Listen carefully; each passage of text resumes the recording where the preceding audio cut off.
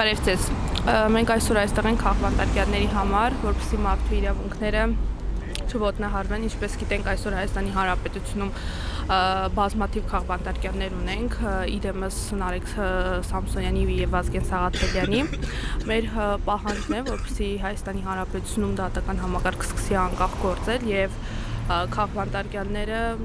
առհասարակ քաղաքվանդարկյալներ չլինեն, ինչպես գիտենք, Հայաստանի Հանրապետությունում այս այժմ բազմաթիվ քաղաքվանդարկյալներ կան, որոնք անարդարությամբ, առանց ինչ-որ հիմքի, առանց ինչ-որ պատճառի մնում են անազատության մեջ։ Դա բնականաբար անօրինական է, դա բնականաբար ոչ միայն մեր արդեն դուրս է եկել մեր պետական օրակարգից եւ միջազգային նորմերին նաեւ համապատասխան չէ, այսինքն անգամ միջազգային նորմերի խախտում է համարվում, որովհետեւ օրինակ եվրոպական դատարանում նման դեպքերը համարվում են հենց կոնկրետ մարդու իրավունքների ոտնահարվում, համարվում են քաղաքական հետապնդումներ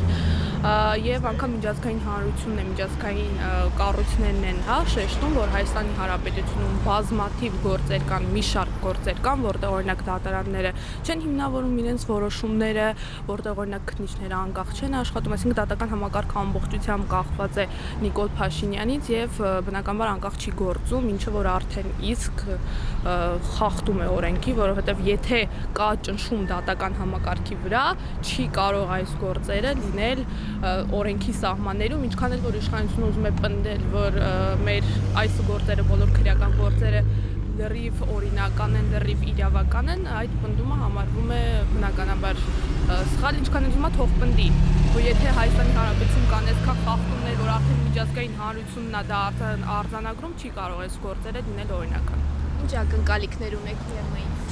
Դե մենք ակնկալում ենք, որ գոնե արձագանքեն, Հայաստանի Հանրապետության այս իշխանության այս անօրինական գործունեությանը, գոնե արձագանք լինի, որովհետև ինչպես տեսնում ենք, ոչ մի արձագանք չկա, այսինքն պրակտիկայում Եվրամիությունը ոչինչ չի ասում, ոչինչ չի արձանագրում, այս խախտումները եւ այլն։